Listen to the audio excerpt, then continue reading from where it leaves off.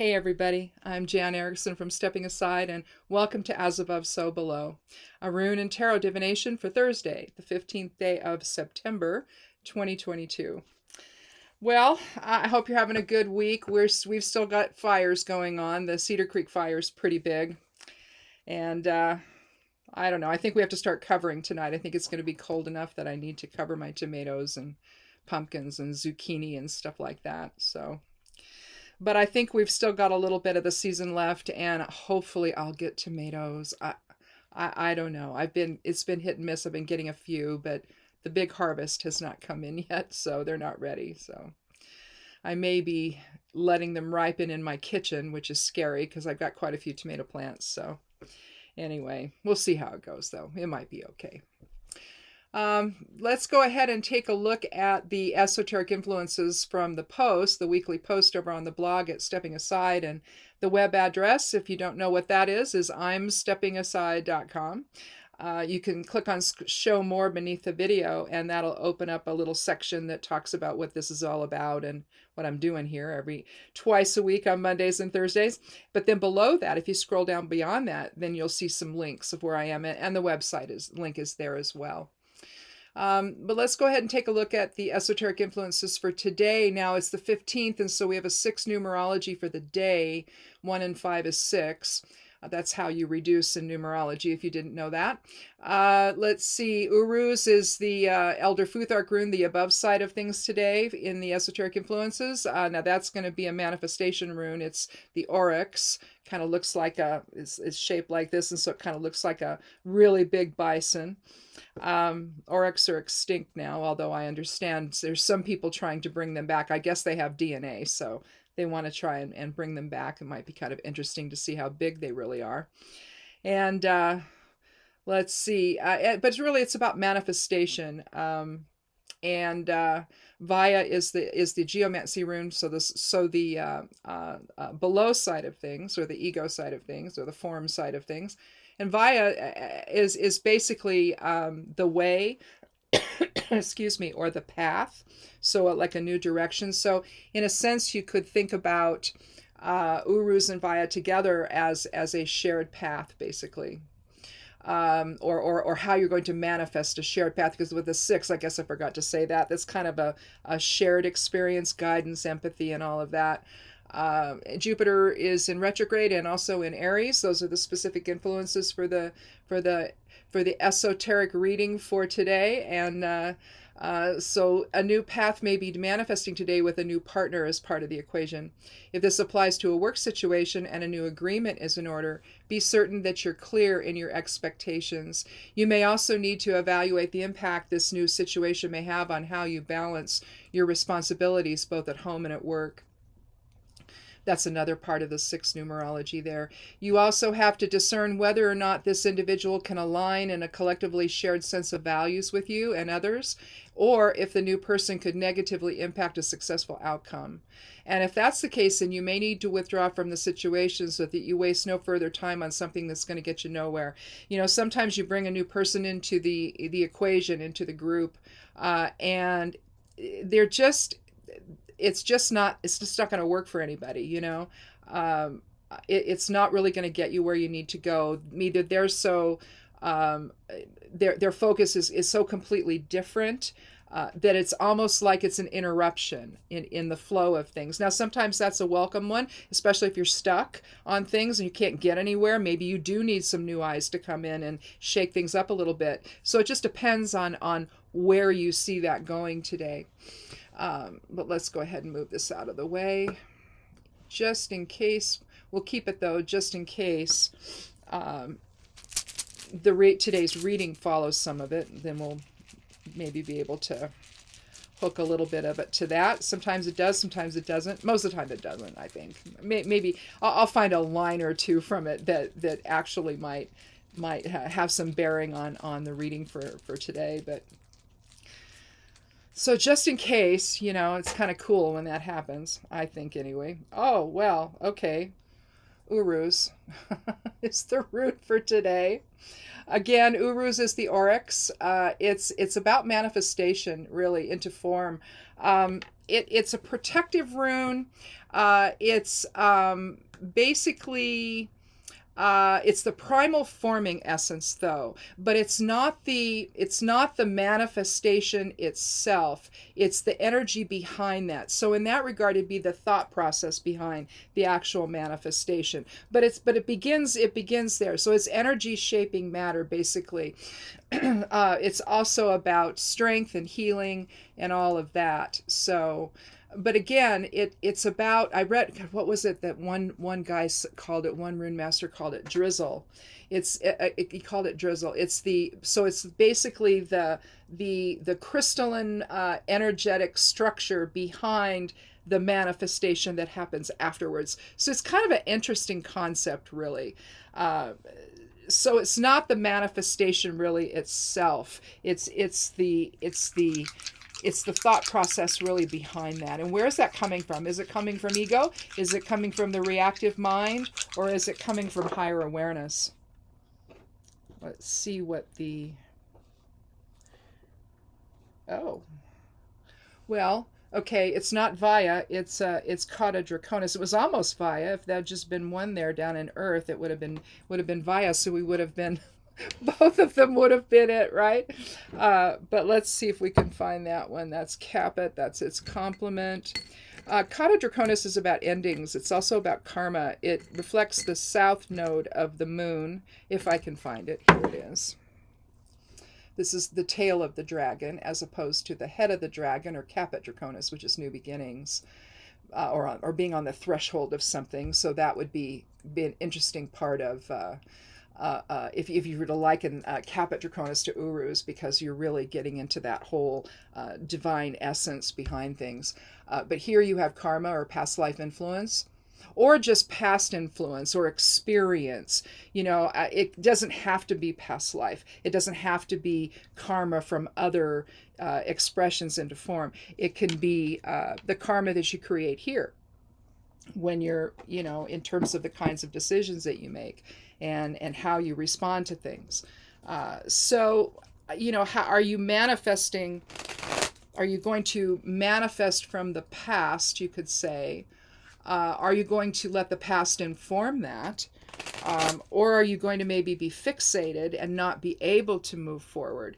So, in other words, the idea of the benefit of hindsight, maybe, but not being caught up in it to the point that you can't.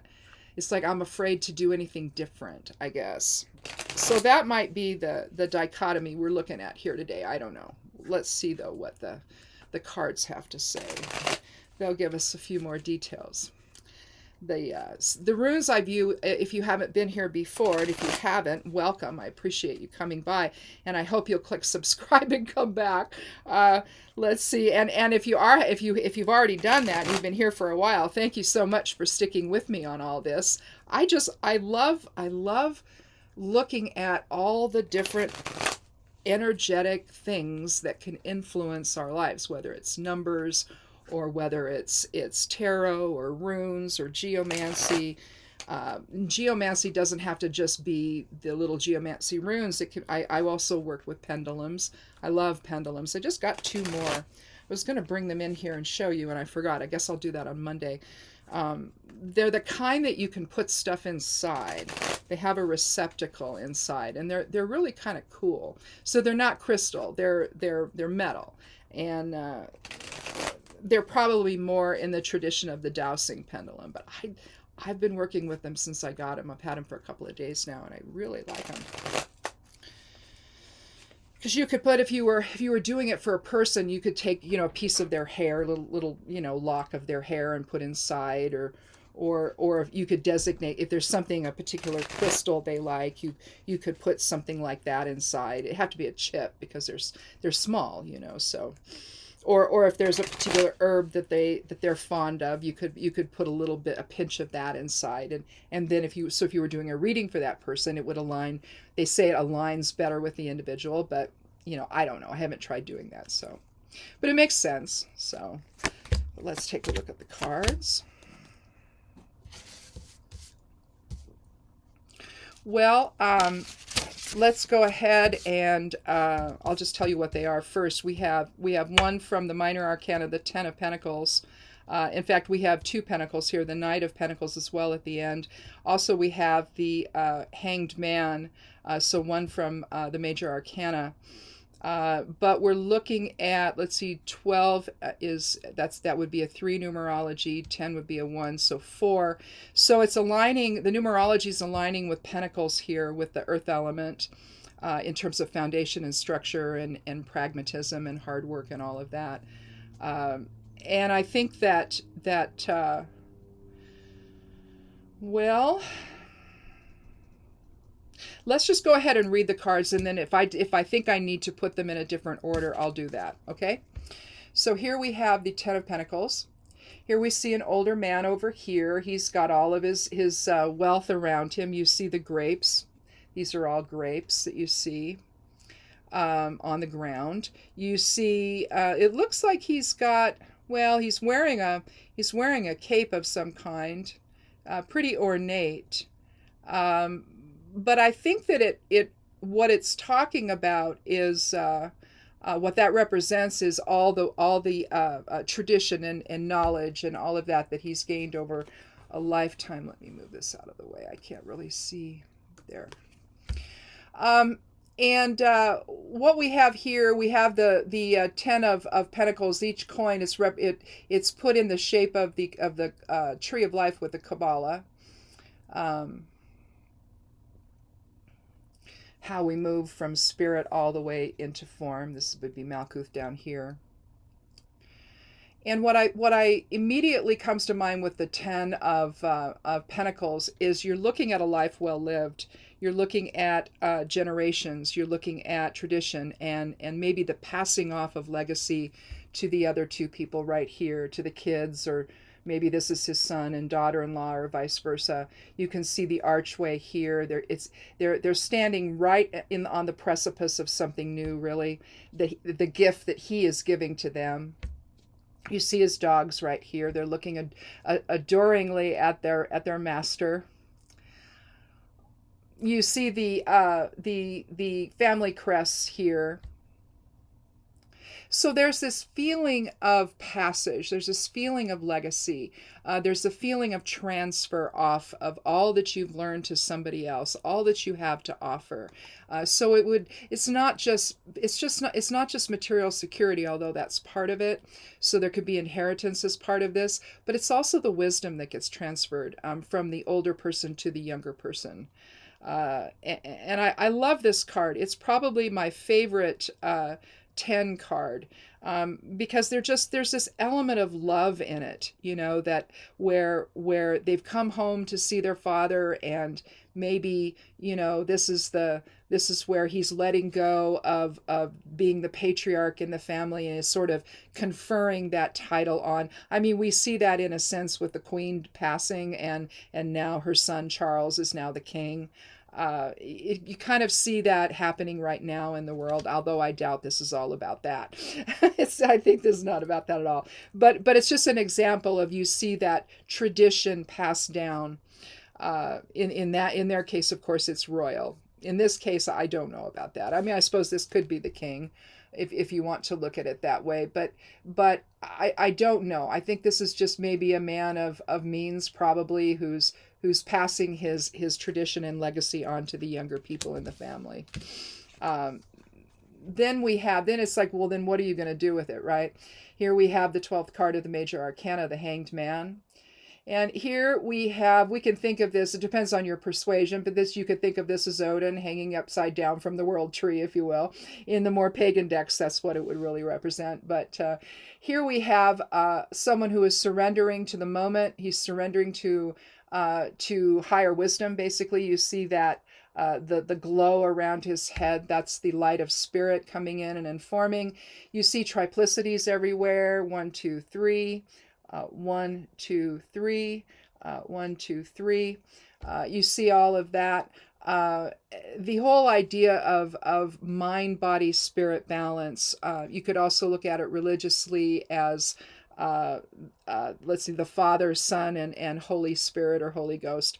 Although I don't, That's a very patriarchal way of looking at the source presence, the singularity, the God principle, if you will. I don't see that as gender, so I have a little problem with that. I guess I view it as more of a, if I were to assign a gender to that, I would think of God as the great mother, giving birth to the world, giving birth to the universe, or the multiverse, if you will. But basically, this is hanging upside down from the gallows pole, basically, and trying to achieve some enlightenment. It's transformation, it's change. It's letting go. It's sacrifice. It's a spirit focus, and from there, what do we have to offer others? I love this knight. I love the horse. There's so much strength in that horse. But it's like he's sitting on his horse above everything, and he's there to protect the rest of the town or the village or the area. And he's there. He's holding out his pentacle in offering, the coin in offering. So I'm offering my expertise. I'm offering my protection. I'm offering my strength. I'm offering just basically just my whole sense of tradition and loyalty. Loyalty would be another one, I think. But the knight here is trustworthy. He's a young man. He's wise. He's dependable. He's practical. He's realistic. But at the same time, he's somebody that wants to offer all of that to maybe this is implied the next generation. Maybe we can look at this man here as a former knight who provided all of that to his family, and then now that you're in the position of taking the reins, if you will, then you have to figure out, how am I going to do that? Am I going to be the lord and master over everything? Am I going to try to control everything, or am I going to be the wise counselor, the wise mentor, the person that's there to assist, that's there to guide, that's there to have compassion, and to extend all of that in a way that's practical and honest and reliable and trustworthy, dependable, that really thinks about the material security of the family, essentially. And you do that, in this case with the hangman, by surrendering to the moment, by surrendering to higher awareness, and seeing things from that perspective, letting that imbue, form, if you will, your reactions here, your perceptions here. Is it going, in other words, it looks like this man here did things the right way. He built this life for his family, and then now he's transferring that off to the family toward the end of his life. So he's stepping down in a way. And again, what the younger person does with that, really, did they pay attention to the lessons? Did they pay attention to the example the man set? Are they going to proceed in a way that takes into account the greater good of the family? Which, with the hangman, it would suggest that that's what they need to do, what that person needs to do, or the group of, maybe it's sons and daughters that are maybe it's a really big family, and so you need more than one person kind of minding the store collectively for everyone. But from there, what are you going to offer them? Is it going to be something that reflects higher awareness? Is it going to be something that reflects ego?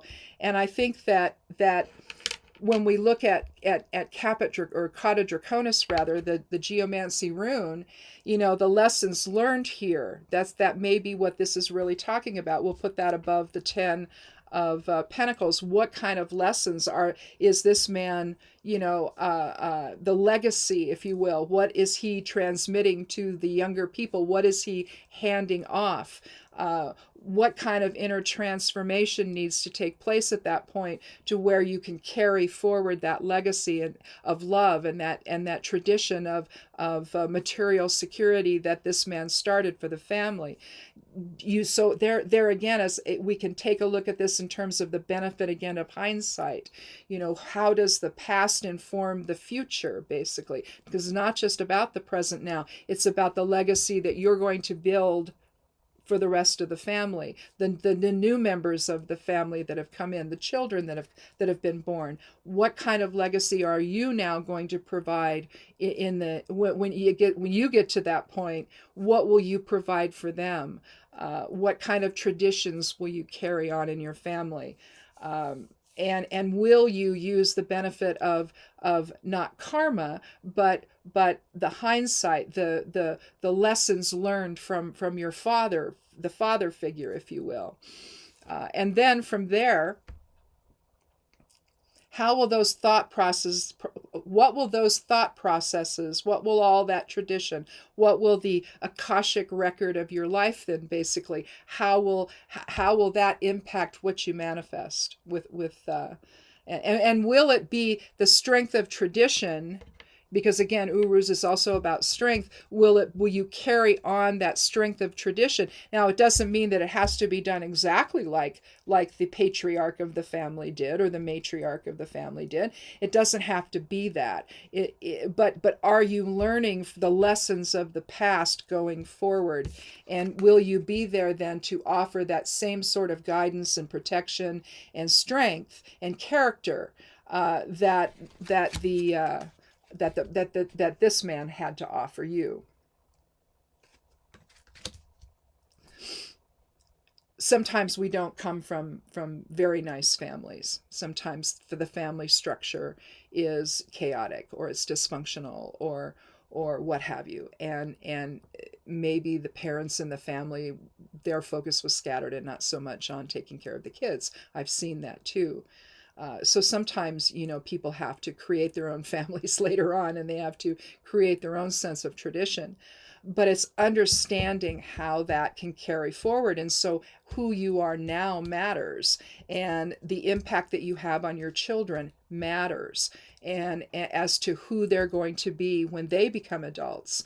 And I think that again, the benefit of hindsight, whether it's about, looking back and saying, I'm going to do things differently because I can see where what my parents did maybe, or their parents didn't really, a cycle got created. And so with my family, I'm going to break that cycle and I'm going to establish a new tradition maybe. So even if you look at this in terms of just thinking back on the past and saying, how did all that go for me? And now I'm in this position where I'm the one creating the legacy now. So what do I take from the past? Do I take, I don't necessarily have to emulate, in other words, what happened when I was growing up. I can take a look at that and maybe reject out of hand what happened when I was a child. And so then now that I'm having children, I'm going to raise them differently. I'm going to do things differently. And I want to build a future. I want to build a legacy that is positive and loving, and maybe create new traditions. But I think what this reading does is it explains how that process happens. So if you're in that position now where maybe you're starting to have children, and you're thinking about, well, what can I do for them?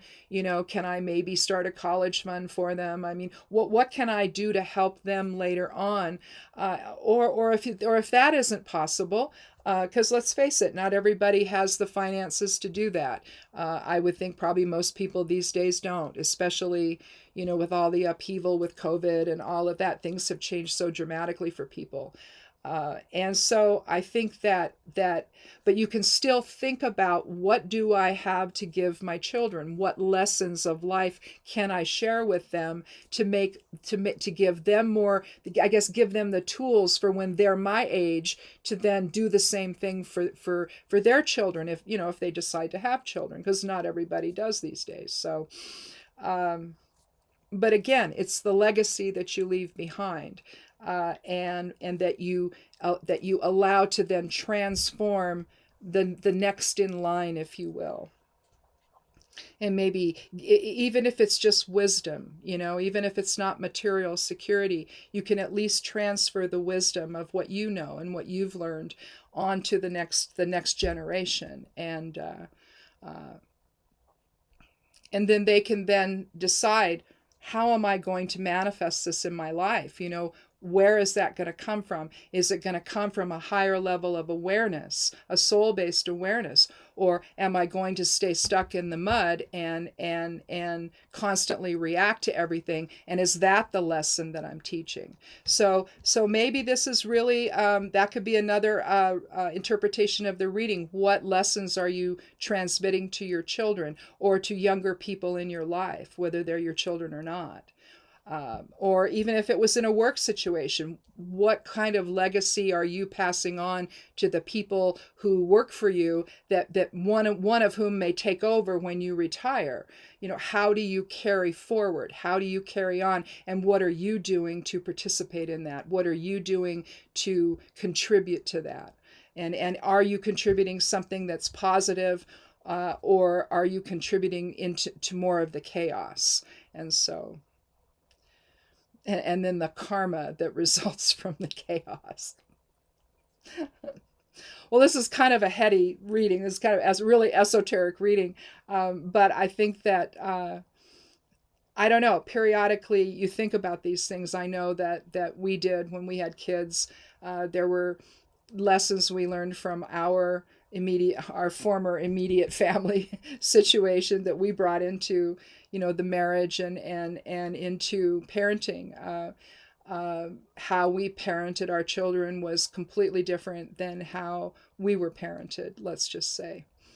And I see one of our kids has kids now, and I can see the thoughtfulness that he and his wife have toward their children. I can see how what we did with him and with his brother has carried forward, at least somewhat. I mean, they're their own people and they have their own unique approach, but you can see little things, where it's like, okay, he heard me. And I think that she did the same thing in her family. I think she listened to her mom, and she saw what the point of what her mom did and what the point of what her dad did. And she's carrying forward that sort of thoughtfulness into her parenting of their 3 kids. And so you see that transfer of all of that. And it's really lovely to see,